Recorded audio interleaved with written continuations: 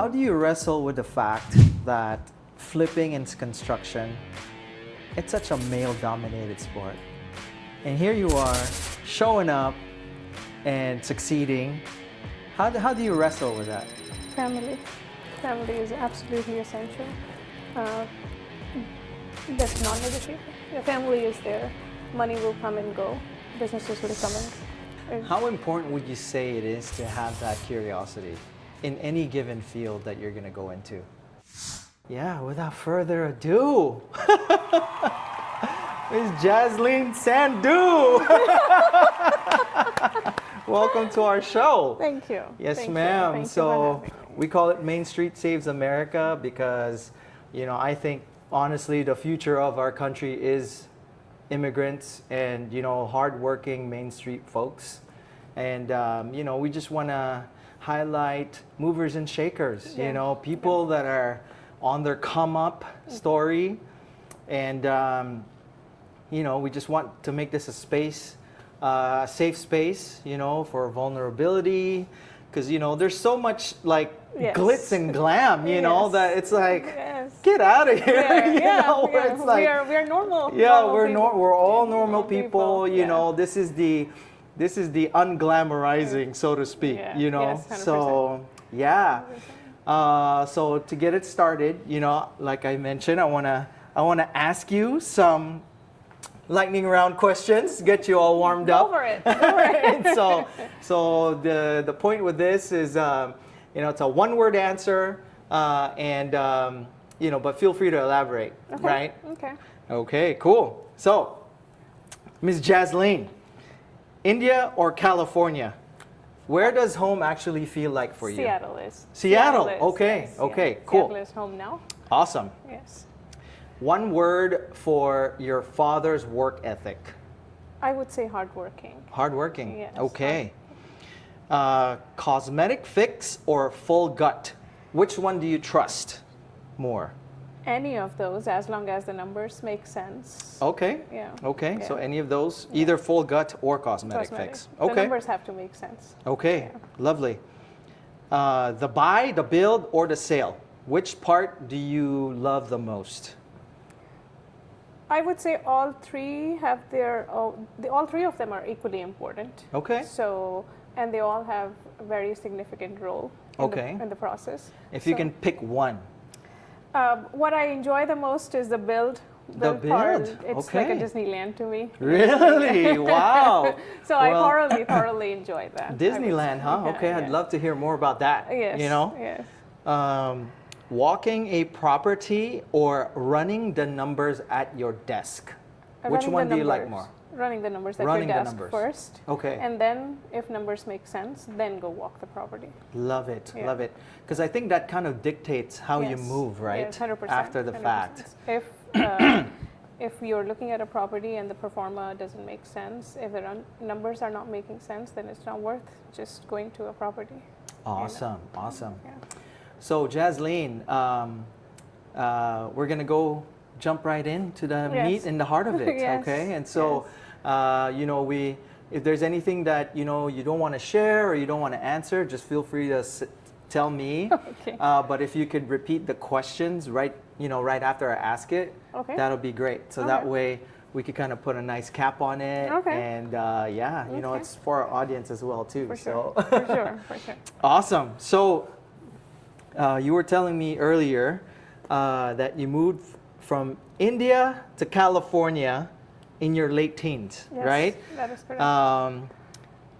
What was the first thing about life here that you had to learn fast just so you could keep up?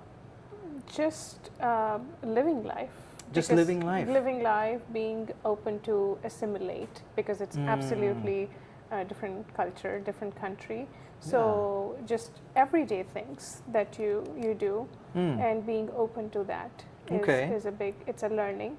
So everyday assimilation. Yes. Like what's one thing that sticks out to your mind right now? Just off the top? culturally, or the non-verbal behavior. If you're standing in the line, there is, everybody in India, because the population is so high, people could stand very close to you. Whereas if you go to DMV, and then you do give that personal space. That's a very, very simple everyday example. That's just one that comes to mind. That just gave me flashbacks. Yes, right. Yeah, So it's the same thing in the Philippines, you know. Yes, and it could come across here very disrespectful if you stand very close Yes. to the person that's standing in queue next to you, but and unknowingly, a person don't even know that. Exactly, Yeah, right? so And it's so like, you just know, being able to assimilate socially, because that's not written nowhere. You Yes. have to observe and adopt. yeah. Yeah. That just gave me flashbacks, you know, because, you know, sometimes you feel like you're just trying to be friendly, Yeah, right? yeah. And, you know, sometimes you could ask questions that are too personal too. Yeah. That's one example that I Yeah. remember, you know, it's, you know, you're at a party and then all of a sudden, you know, you're like, hey, you know, you're so Yeah, like chipper and yeah, stuff. And yeah. then, so it's like you got to match the energy of the person that And you're people talking are more to. direct.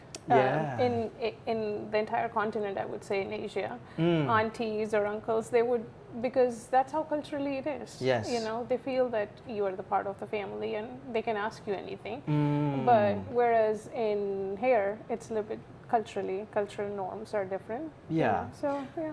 Would you say that, you know, the directness has something to do about the way we see time and the scarcity of time in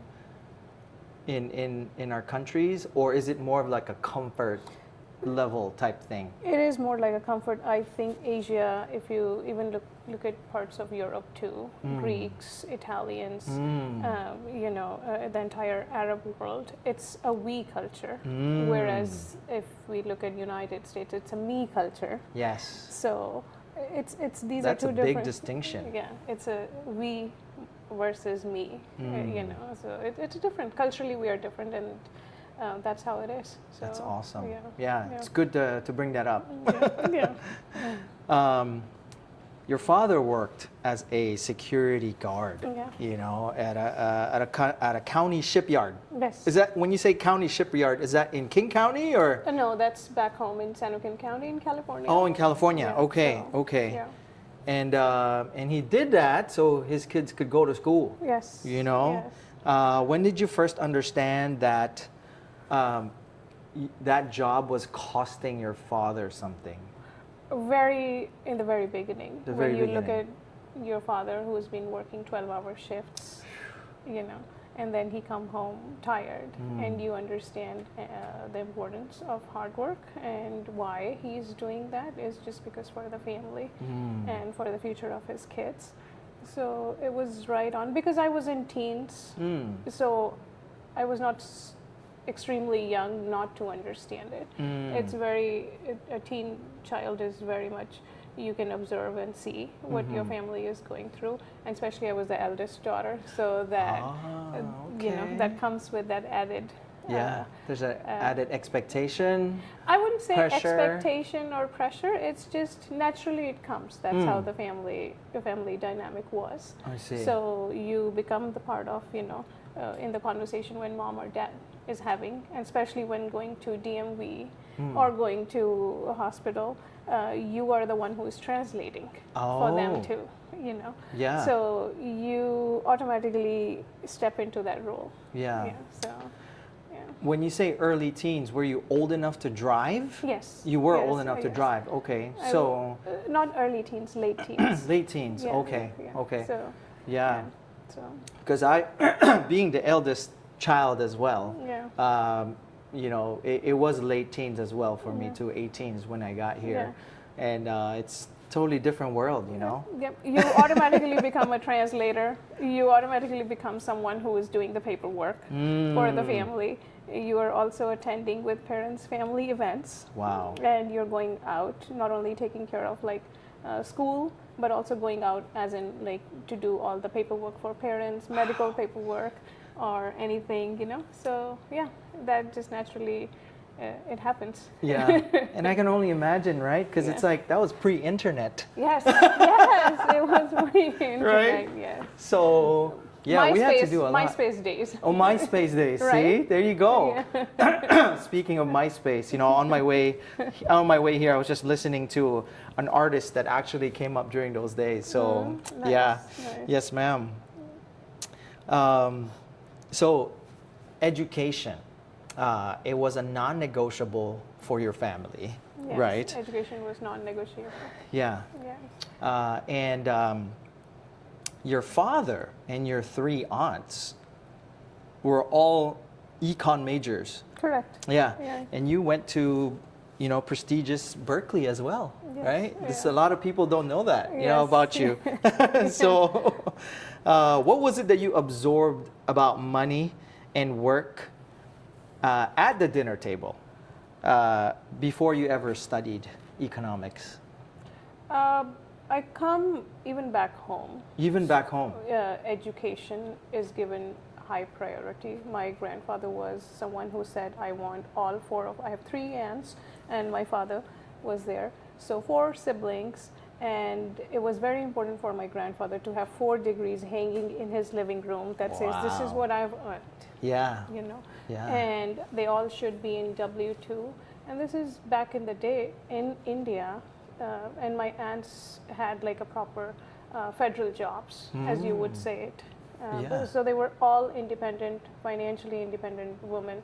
So that's a family I was born and brought up in.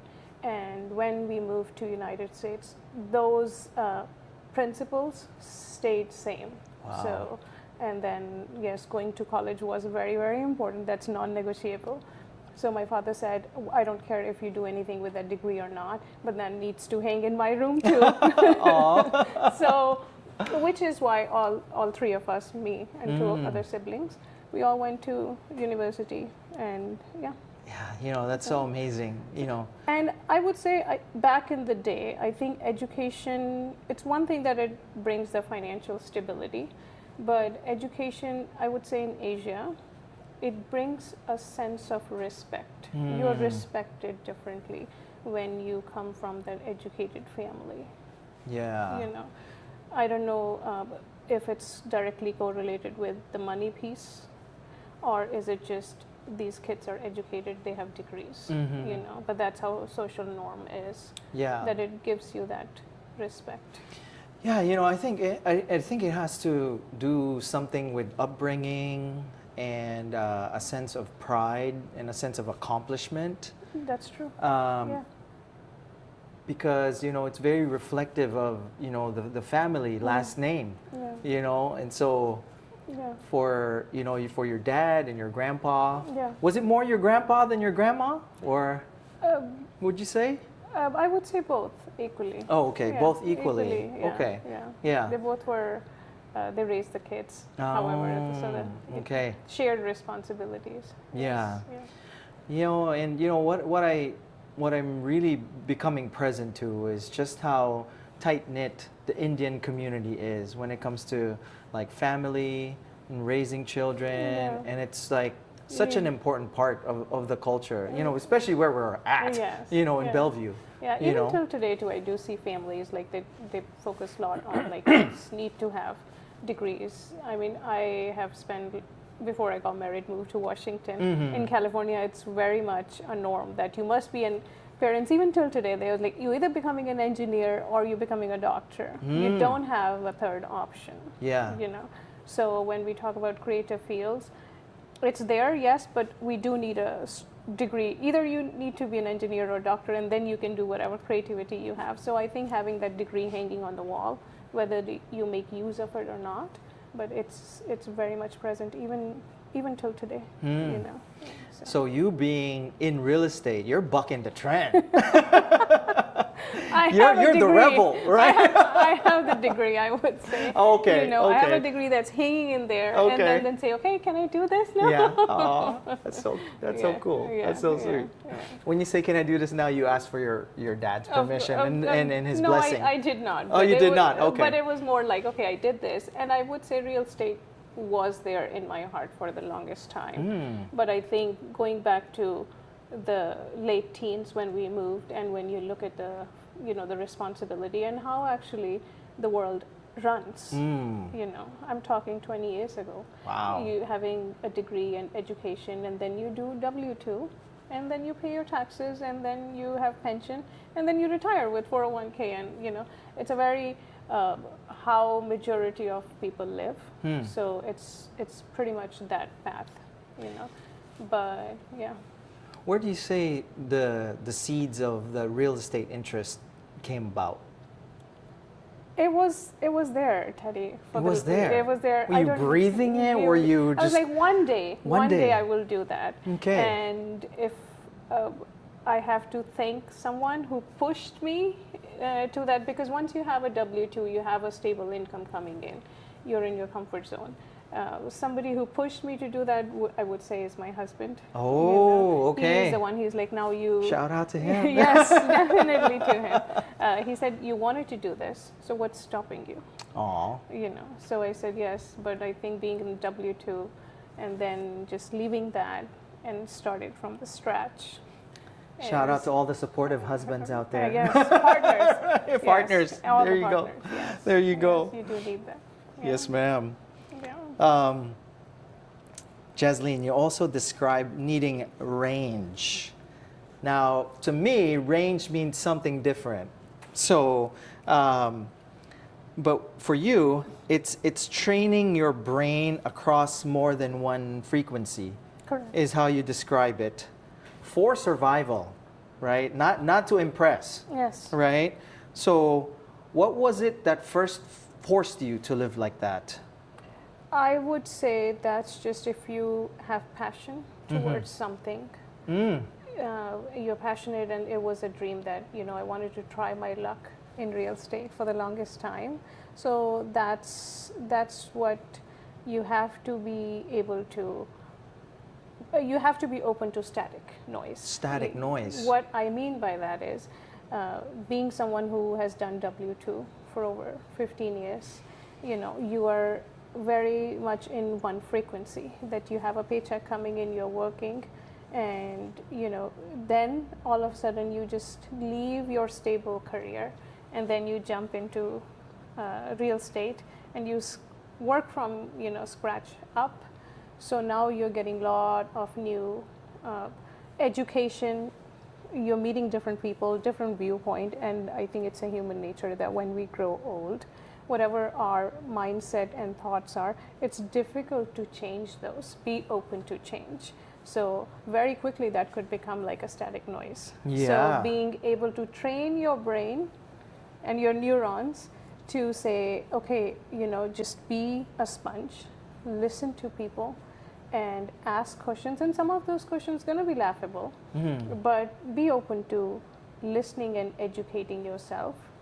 That's what I mean. Sometimes it will be static noise, and sometimes you will be surprised to know that after some time that it will be how educated and how important that is what you just heard. You went back, you took that knowledge while it was a speaker on the podium who shared their knowledge, or you met somebody in an event, you know. So that it's just being open to that and train your brain to be a sponge and open to training, scratch everything, and then start new.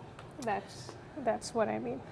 You know, I think that's so important for any aspiring entrepreneur out there, because, you know, I do remember the first time we had this conversation in that little, you know, bunker of an office, you know, where, you know, you were saying that, if I remember correctly, you were in the healthcare field. Correct. Nurse for 15 years, right? No, I was not a nurse. Oh, you're not a nurse, okay. I was in the non-medical because I'm an econ major. Oh, so okay. I was in the non-medical side of the healthcare. So I'm a project manager or PMP degree.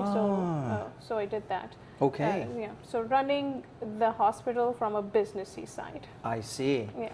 What took it so long? 15 years. I'm teasing, of course. Yeah. Yes. Yeah. Yes. But what do you think, you know, what was it that you think was, because really it's almost like you have to create a new persona. Correct. A different person. Yes. To really go out there and gamble, you know, the unpredictability of running your own business. Correct. And I would say a major part of that, I would say a big thank you to my partner.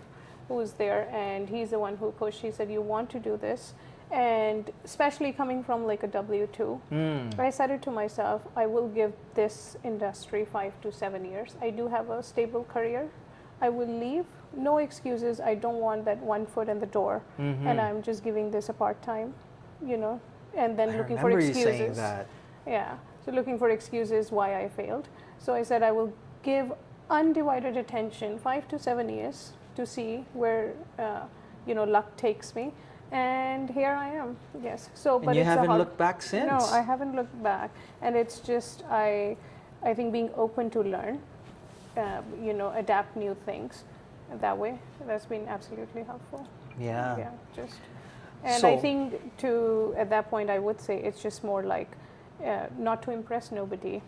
It's just you're surviving one day at a time, you know, and then just put your head down, learn, meet people that have been operating in the industry for so long, like yourself. Yeah. You know. Thank you. Yeah. So then. Yeah, I think trying to impress someone, it does serve its purpose. Having something to prove, serves its own purpose. Yeah. But it's like for everybody else, it's different, right? Yes. And it's really about finding your motivation. Correct. That would push you to, do something that you're not comfortable with.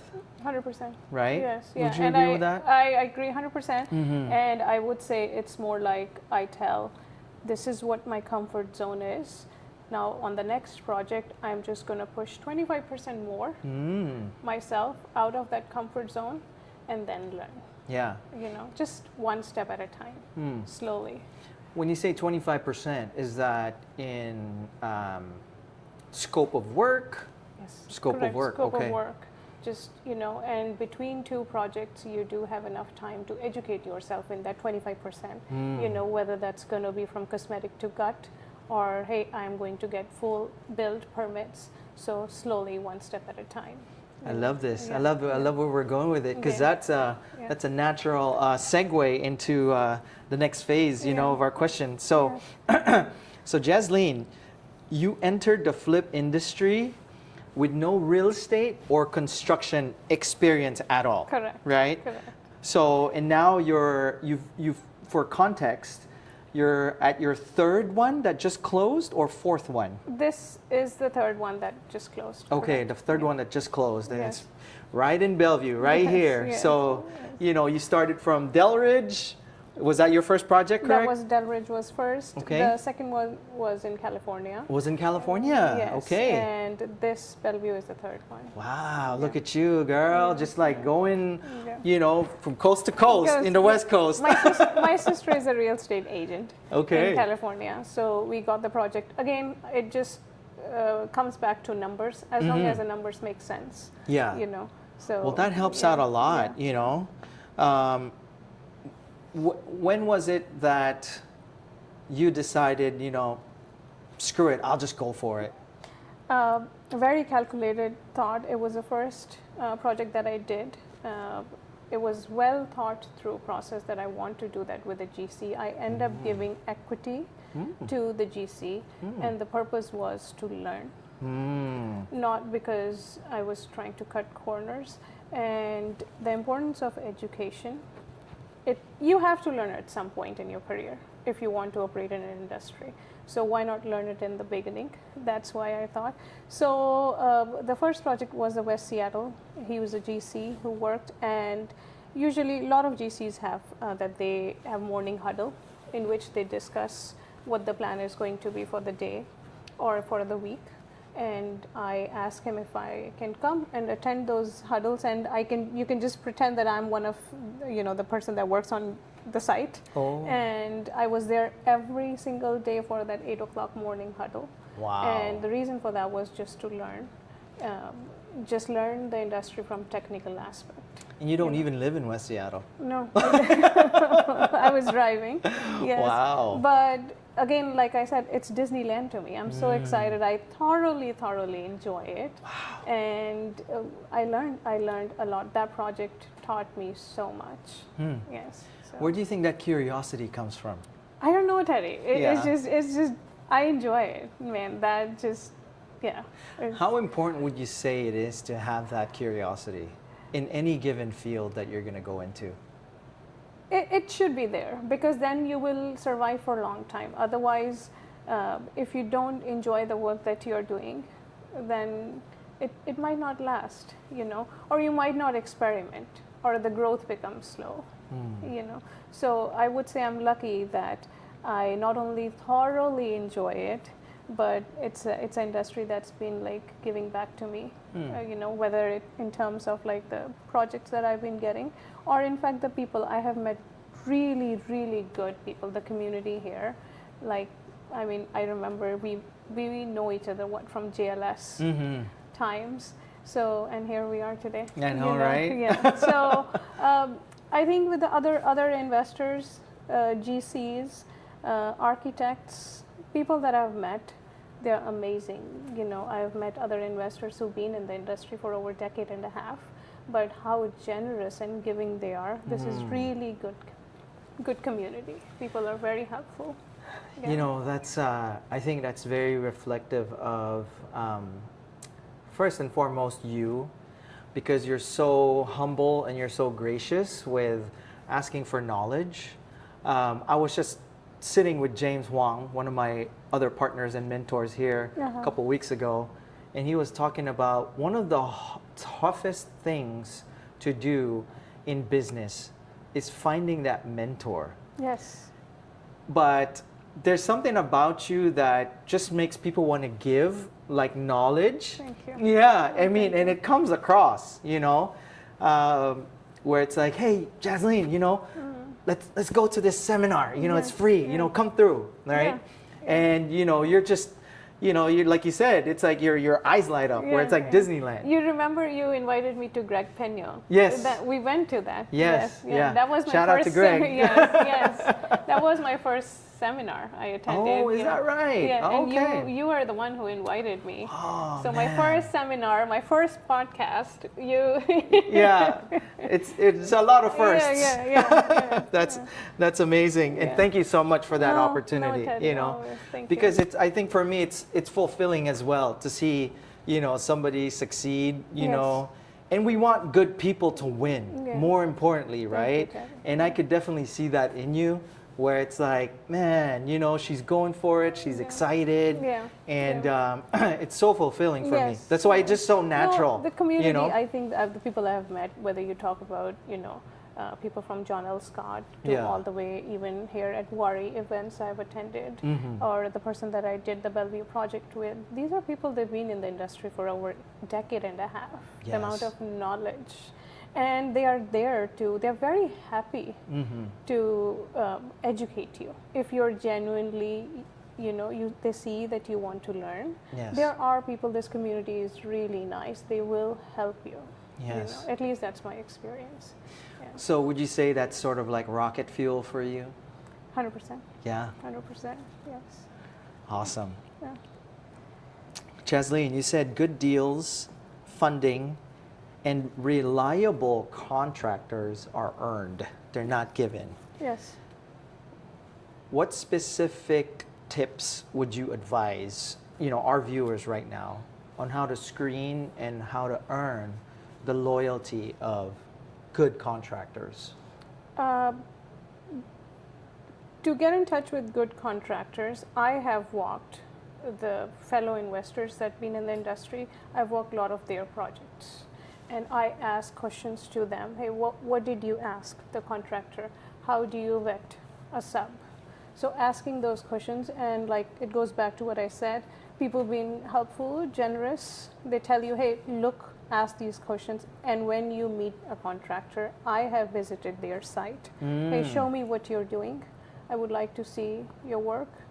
For how long you've been working. And price point, it's very, with all due respect, no one wants to share their number, but sometimes they will just give you a ballpark figure.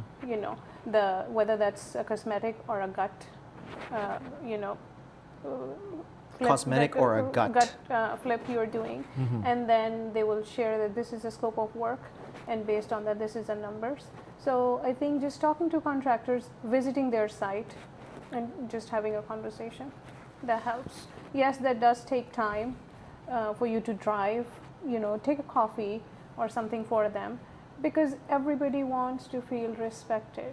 People will not remember what you're wearing, but they will remember how you treat them. And they will always, so just treat them with respect. Take our audience through what happens in those walkthroughs. I mean, do you just show up as yourself, or what are the specific questions that you ask? What are some of the specific... I visited somebody's last week. They're building a dadu in Magnolia, a very good friend of mine. And I said, hey, I want to see at what stage the house is.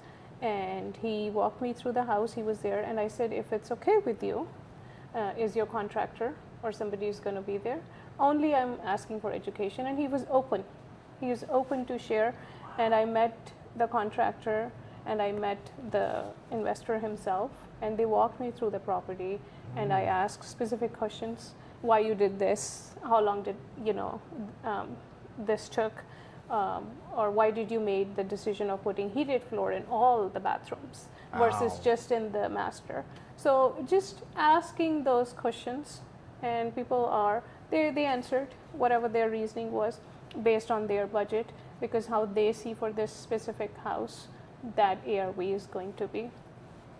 So just running the comps, that if you see that you're sitting in like a $3 million neighborhood, then having a heated floor in all the bathrooms is not a bad idea. I would say that's actually nice to have. Heated floors in your bathrooms. So. Magnolia dadu, and don't be afraid to be granular.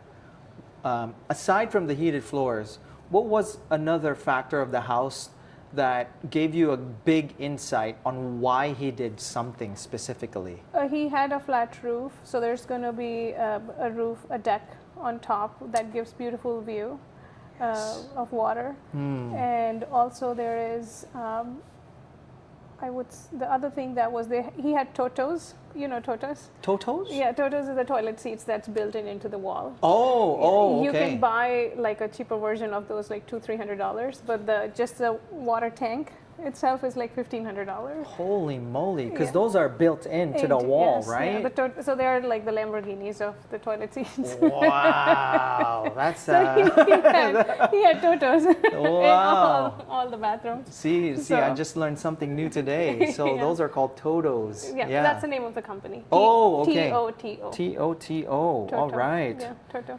They guys like they make toilet seats. Yeah. Like we're not in Kansas anymore, obviously. Toto. It's like you sit on it and you're like, go. Lamborghini of toilet seats. Yeah. That's awesome. So again, asking him like, why do you have that in all of those? And here is another reason. He said he has extra tiles for. Of course, when in case you have to take the wall out or something leaks in future, I'm talking 10 years from today, or 20. But he's like, this house will come with those extra tiles that will be given to the future owner, because in case you have to open up the walls, these tiles will come out, and they are expensive tiles. That's smart. Yeah. And that's actually foresight ahead. So customer service. Yeah. Good customer service, thinking from an owner point of view. Yes. Yeah. Does he leave those in the garage or storage somewhere? Yeah, the house is still in the process of building. In the process, okay. Yeah. But yes, that will it's just a very small thing. He don't have to do that. Yes. He doesn't need to do that. Yes. But again, You were about to say something else as well, too. I interrupted you. No. Okay. About what? No, I mean, I cut you mid-sentence, so... but you were about to share something. But, if it doesn't come to you right now, we could go back to it, revisit it. You said that going from motivation is enough to this, to this game that we're playing. Going from motivation is enough. But at the end of the day, it's still a business decision. It's a numbers game. It's a numbers game, right? Yes. So it's a very difficult shift to go into. What mistake or near miss taught you that? Uh, Buyer due diligence that we talk about. I have my real estate license, and I think when we do, buyers doing their own due diligence is absolutely important. It's my responsibility, the product that I'm going to buy, that it checks all the boxes. It's nobody else's responsibility because it's my money at stake. I'm the one who is taking the risk. So there was a project which came very close at a very prime location in Ballard. And when I did my feasibility, turned out to be that how it was projected, that you can build a dadu on this, it will sell for X amount of dollars. When I did my feasibility, that was not true. And even till today, this has been like a couple of years now, there is no dadu on that lot. Wow. So, but they were advertising it as... They were advertising it like that, yes. So, doing your own due diligence is your responsibility, period. Yeah. Yeah. That could have been a huge... That could have been that I would pick my bag up and go to W2. Oh my God! That would have been that. What was it about that deal that... Was it just the feasibility that pointed that out to you? Or That is correct. It yes. was, okay. And it goes back to the point when I started looking, because everyone was doing dadu. It's a new trend. Everyone wants to do dadu. Yes. So my head automatically went in that I want to learn the feasibility piece. I want to do the comps, which is very, the first step of real estate, that you should learn how to do comps, but also doing the feasibility, that what can be built on this lot. On paper is one thing, but actually when you plan that structure, would it actually sell? Who would buy it? If the house is in the back in a nook and you're saying, hey, this will be $800,000 or $900,000, and imagine you have a buyer who is walking out with a suitcase of money, $800,000 or $900,000, and naturally they will think, okay, what else I can buy with this that I have? Would I buy that small 1,200 square feet dadu in the back that have no LA access and my car is parked on the street? Or would I just take that money and spend it somewhere else in a different city? It could be West Seattle, it could be Renton, or somewhere else. Yes. So that's how I see it. If I am a buyer, would I buy it? That's the first question I ask myself. Would you live in this? That's such a powerful visual. Yeah. It's like, hey, I mean, it's because it's true. It is true. If you have access to that capital, and you were trying to find the best property that you could buy in any neighborhood with the highest upside potential, correct. Why wouldn't you? Yeah. I'm a buyer walking, or any buyer that's walking with that amount of money because they're pre-approved. Exactly. Assume. Then what else my money can buy is the very first question.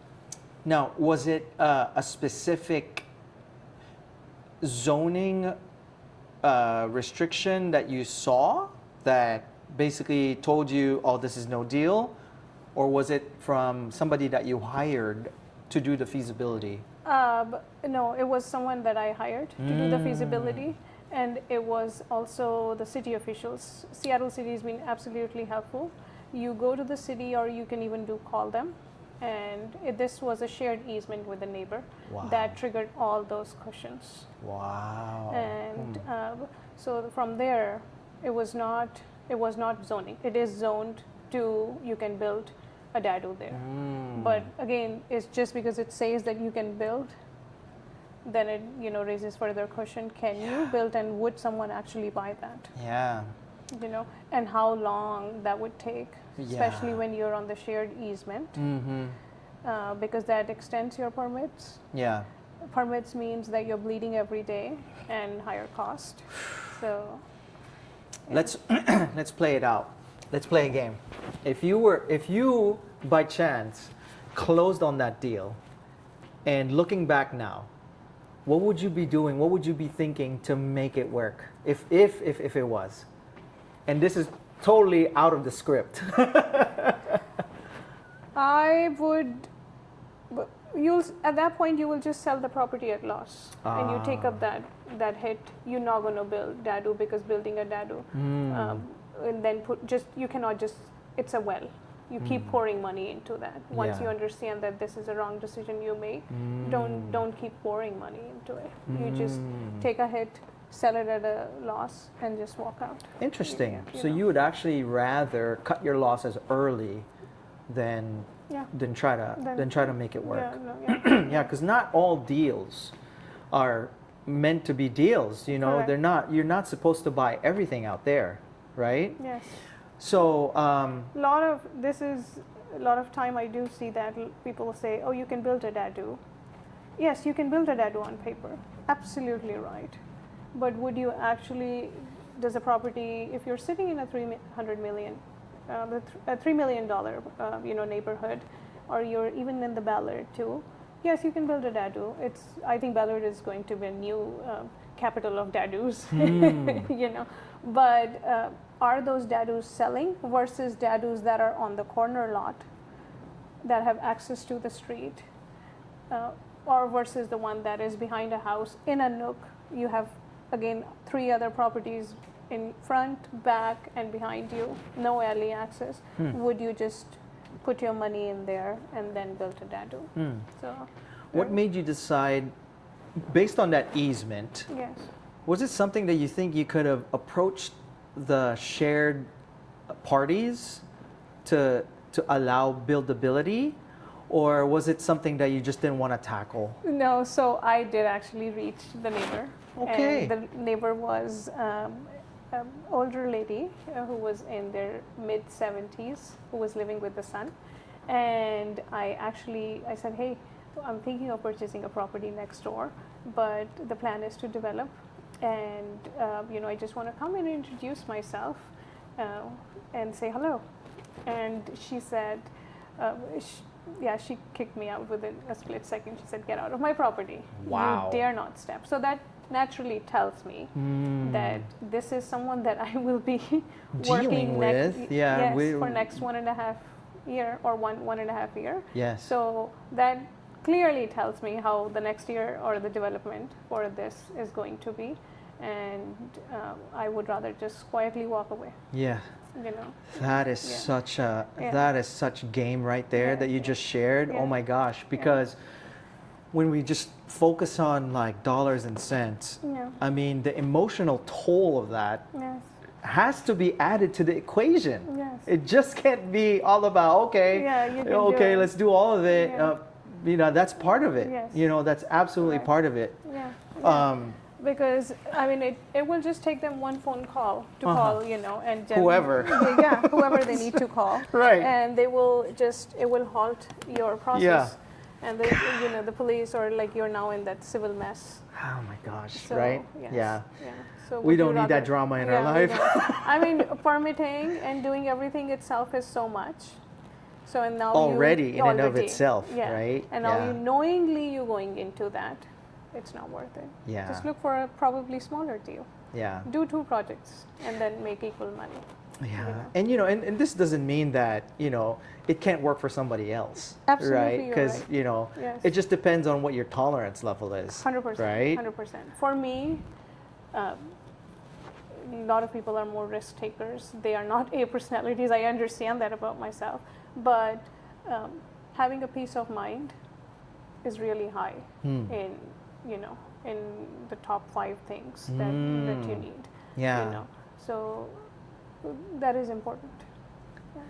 That seems to be your beacon, one of your beacons. I would say. When you say top 5, can you share with us what the top 5 are when it comes to health? deal? Health would be number 1. Health, okay. Family. Stability. Financial stability. Okay. Would be there.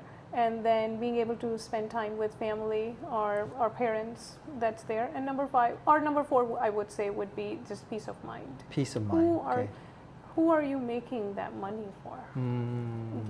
When we add so much stress while we are young, we mentally abuse our brain. When your highs are so high, your lows are too low. Oh, yeah. You are going in that. At some point you will see, and this is why when you're past 60, 65, that's when you see the impact. So I worked all my life and then now it's time for me to enjoy. I'm in my 60s, closer to retirement, but now I have dementia or I have some other problem. Yeah. Why do you see where that's coming from? You have abused your brain so much throughout your life. Do you think it's not going to reflect somewhere? It will. Oh, it will. Yeah. It will. So why? Why go through that? Exactly. I mean, take us through a time when you went through a low point that made you realize that it's like, what am I doing this for? Like, where you specifically saw in your mind where you're like, dude, what am I doing this for? I would say in the beginning of the career, Okay. when you see, I think we live in the social media, the era of social media. You see other people that, okay, this person is doing a deal, this one also working on 2 projects. Why I don't have no project? So naturally, it's human brain that you will compare. And that was a time, I would say, that was social media. So I eliminated social media. My husband said, okay, do you want to take a break from this? And then you just do whatever you're doing. You're meeting people, visiting sites, meeting contractors, meeting other fellow investors, meeting real estate agents, just, growing your network that way, attending events, and educating yourself. I have spent in 5 digits when it comes to educating myself in this, and I will continue to do that. The importance of education and the technical understanding of the industry, in any industry that you operate in, is absolutely essential. So just focus on that side rather than just looking yourself and comparing on the social media. So that's where it was bad. But then I was like, yeah, I cut it off for 2 weeks, and surprisingly, it was great. You felt results. much better. Much better. I was like, yeah, this is good. I'm doing, and great. It is. When you start anything in the beginning, it is an uphill battle. You're pushing with, I do see in my head like a man pushing a big stone uphill, and you're pushing it up. So that's just not me. Everybody went through that. Exactly. It's a normal.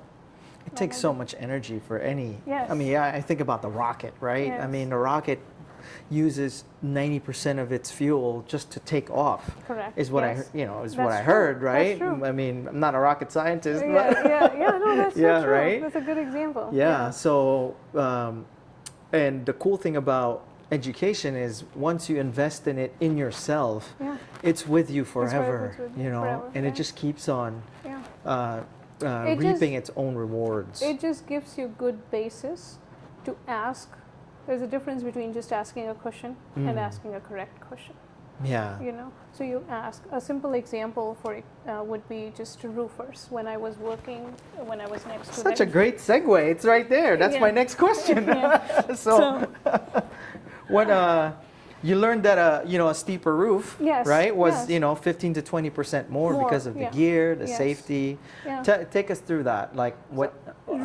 Roofing is a very simple example. When it comes to one simple example, I would say is roofing is having understanding what's a per square footage for a specific roof, depending on the material that you have, depending on the slope of the roof, because the higher the slope, the more surface area for laborers to work.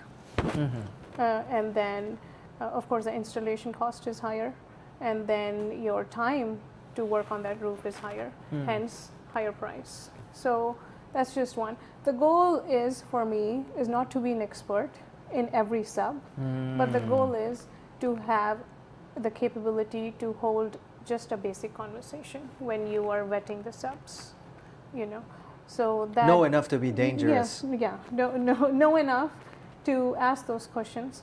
And that's when I work on the West Seattle with the GC every day. I learned those. I literally came home every day, took my own notes, that what I learned, in my Excel.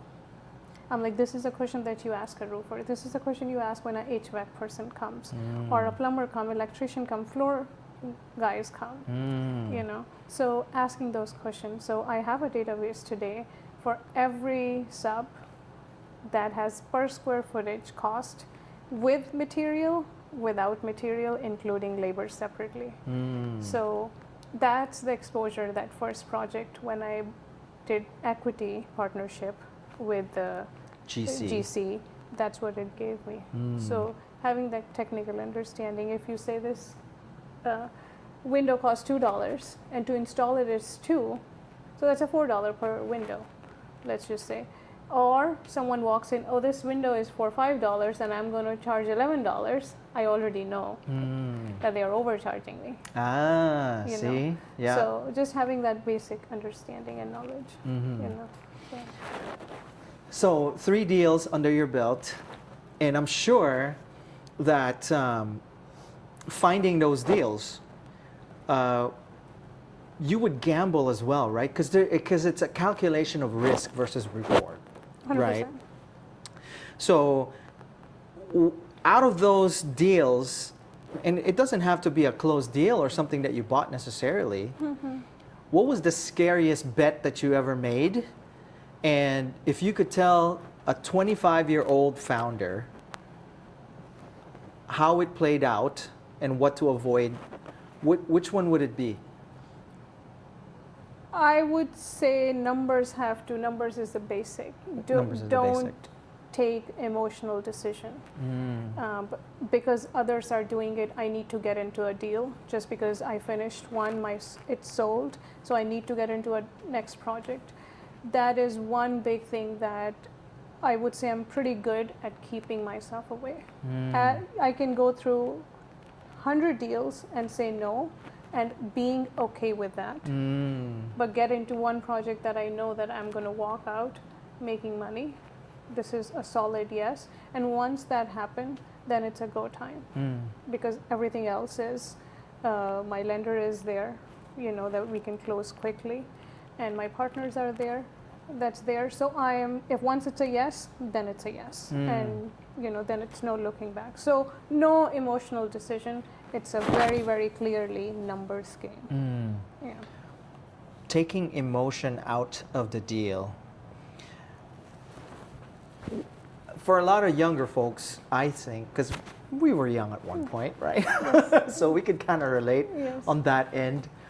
And you know, ego plays a role in our decision when we're younger. Yeah.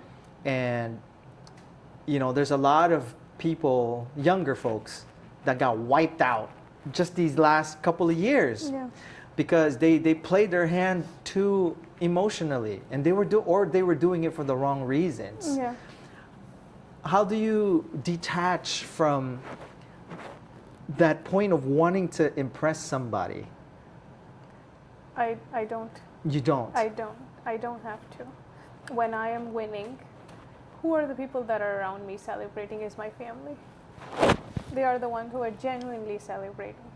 And if I am not winning, who are there to support me is again my family. Aww. Right? Yeah. That's with everybody. Yeah.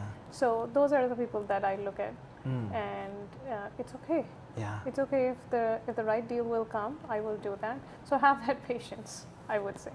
Having that patience is essential. I do have people in the industry, my group of fellow investors, I would say, and when I look at deal, and we constantly send each other deals. Hey, I'm looking at this house. These are my numbers. Can you correct me? Tell me if I'm wrong. And it's very few of us, but we very clearly know this is not good, just walk out. This is not making sense. Have you looked at XYZ? Oh no, I didn't look at this. Completely ignored it. So run it by your colleagues who you absolutely trust. Having that group of friends or people that you can rely on. And these are the friendships I see, Teddy, that's going to last for decades to come. Wow. These are the people that I see getting old with. Oh, wow. So these are that kind of friendships, right? So having those trusted people around you who can and I have looked at their projects, hey, what do you think about that? And I've said, no, walk out. This is not good. And we do trust and respect each other like that. Wow. So how do you find those people in your life? Yeah, I have one sitting right in front of me. So, other than me. Yeah. So people reciprocate what you give them. It's a human nature. When you give honesty and when people see who you are, they will give you that. You know. Do you think that's teachable? Yes. Yeah? People reciprocate. You give somebody, respect, love, they will reflect back that. When you give somebody, anger or hate, they will reflect that. You will see. So important. Yeah. So important. It's a human nature that we reflect what we,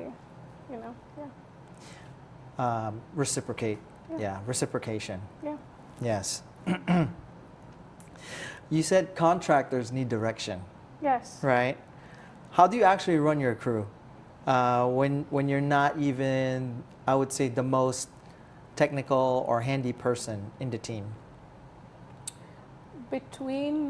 When I did West Seattle, I worked as, in my head, I'm going to pretend that I'm a assistant to my GC. I am going to be present on the site every day. That's how I did that project. And I gave myself... I remember that now.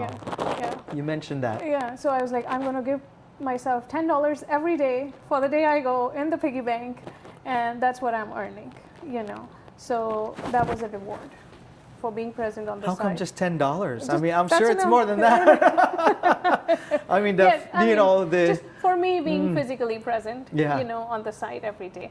So that was a reward for I will go every day, I'll take $10, put it in my piggy bank because I went present, So learned that technical aspect with the GC on the first project. The Bellevue project that I did, it was a different layer.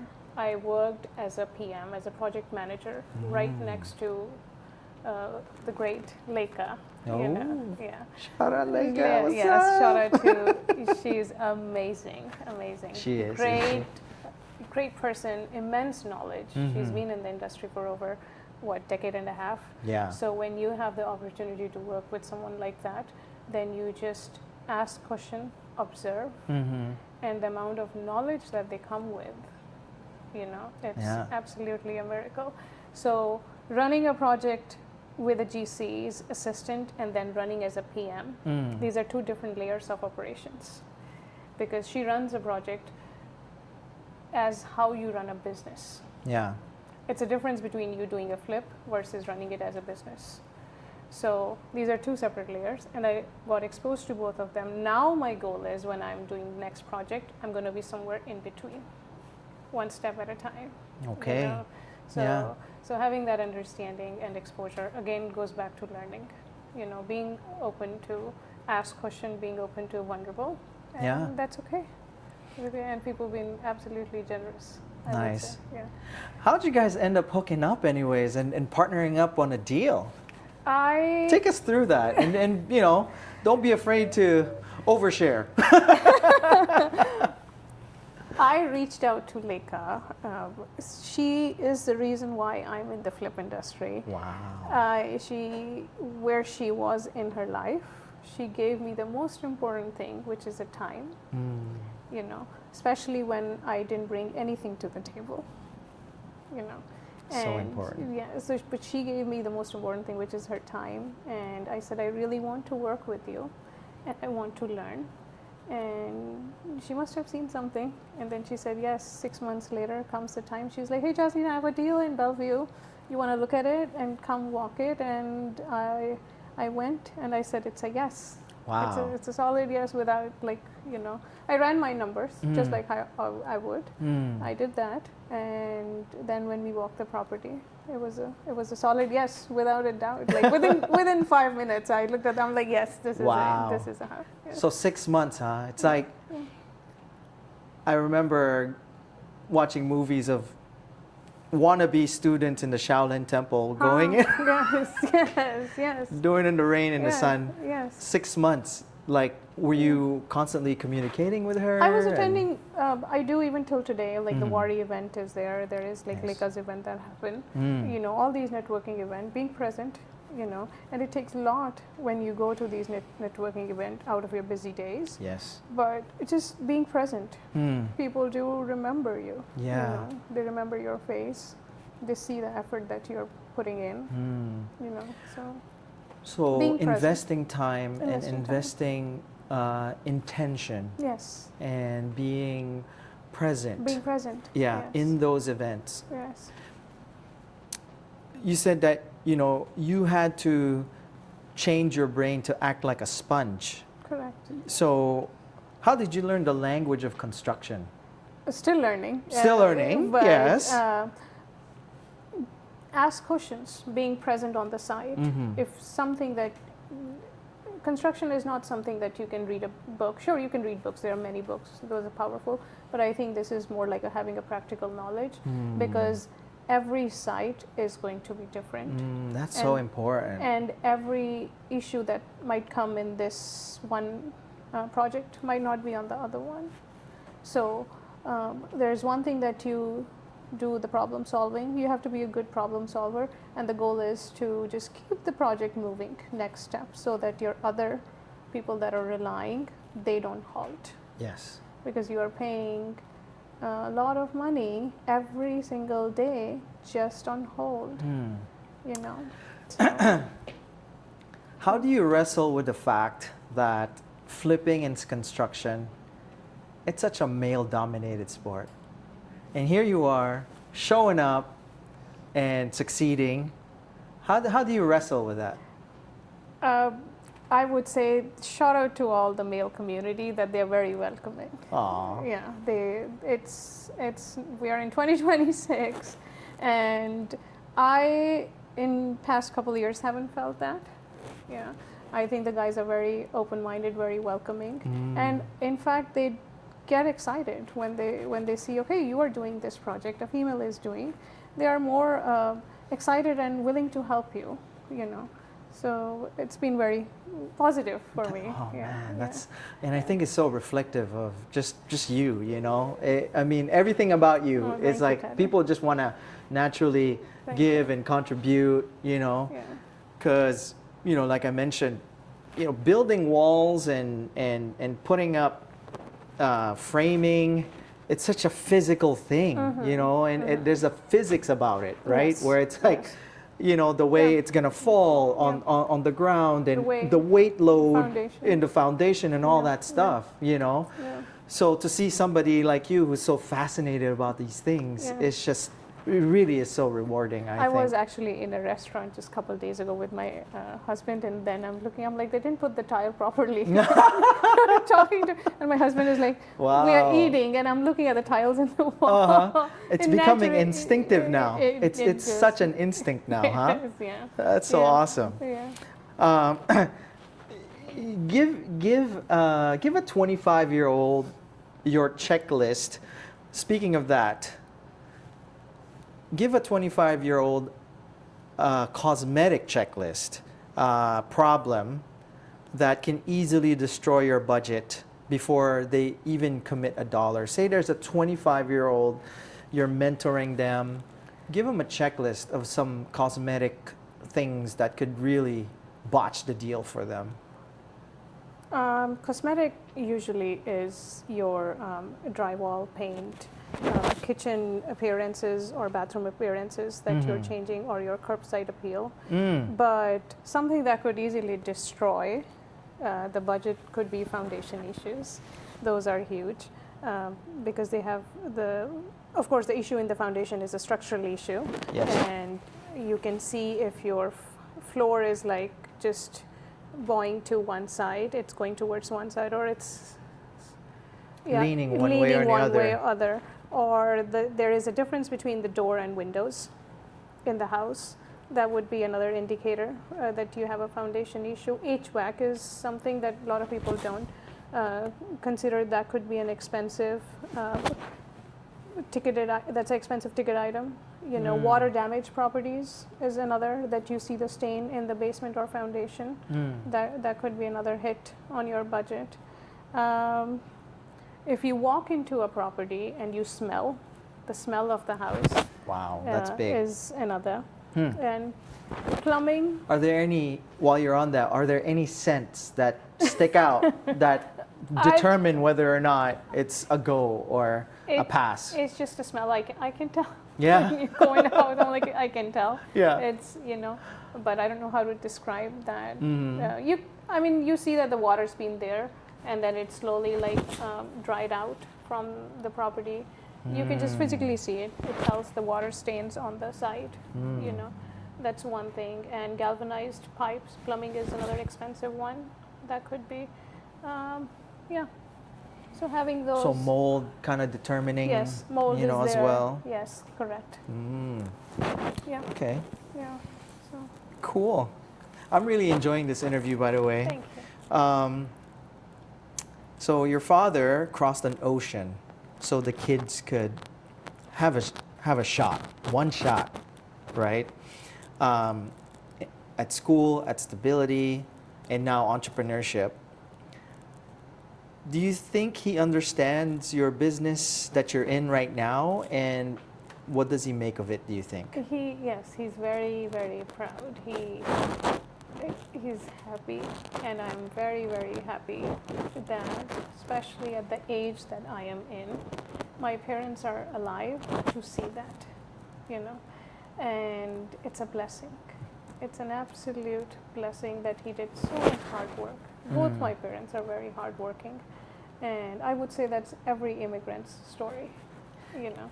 Immigrants' parents, they came to United States, they worked hard, and they see it takes one entire generation to work hard, and you see the result on the next one. You know, so very, very proud. Yeah. If your parents are watching right now, what would you tell them? And you feel free to look into the camera. I would say I love you, Mom, Dad, and I am who I am because of you guys. So thank you. Thank you. Yeah. That's it? Yeah. Okay, well, we'll settle with that. We'll settle with that. Your partner Yes. carried the patience and the trust Yes. even before one single result showed up. Yes. How do you protect that relationship when the work gets stressful? He's my backbone. Aw. I am who I am because of him. He's the one who started that. If you really want to do it, why don't you give it a shot? Give yourself 5 to 7 years of your own life. You want to do this. Why are you not doing it? You know. So I started it post-COVID, and when he see that I am hardworking, dedicated, what he brings to the table is patience and the trust in me. Yes. You know, and that is, it's being in real estate. You do have those days which are high, but your lows are very low. So having that partner with you that understands that thoroughly, that this is not a short-term, a long-term game, and if things plan out and work out good, it could be something life-changing. So I think that's very, very essential, and I would say I'm fortunate to have a person like that besides me, who understands that, who pushes me. And he also sometimes, of course, you do have those, you know, bad days, and he's like, yeah, just shut down your computer. It's okay, let's go on a walk. Or just take a day off tomorrow. So you do need that person that brings you back to the reality, is there your emotional support. Yes. So he is that person. Yeah. I feel like he should be here with us. I would love to. You Yeah. know? Yes. If you can tell your husband something to show your appreciation for him. This is for you, Navdeep. I am very, very fortunate to have you. You are everything, man. You are my backbone. I love you. I have immense respect for you. I'm lucky to have someone like you in my life. And I would say I would like to live very, very long with you and do a lot of projects and travel a lot and stay healthy, you know. So yeah, thank you for being there and to support me. Yeah. Shout out Navdeep. Yeah.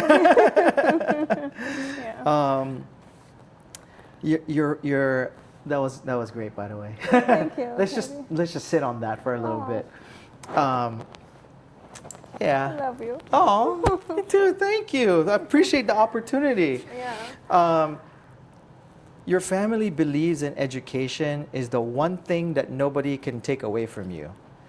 So, what do you most want to pass on? Is it the degree, or what you learned during the work?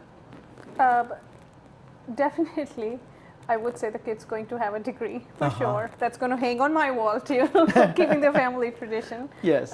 But it's going to be up to them. I think we are in that changing era where, more electrician, plumbers going to be needed in future. So depending on their interest. But I would say having a degree is essential, but at the same time, whatever their interest is, and I would happily, that would be amazing that what I'm building today, and I do have someone that would take keep this tradition forward. Yes. Absolutely, that would be amazing. But at the end of the day, I very firmly believe if something that you like and enjoy, you should do that. You know, I enjoy this. I thoroughly love this, what I'm doing. This is like a dream I'm living in, So it does test you, and you will survive only if you actually genuinely enjoy it. Nice. So you need to have that passion. Yeah. When is the book coming out? I don't know. Am I supposed to write a book? Well, Maybe I'd love in to. Future. Yeah. Maybe in future.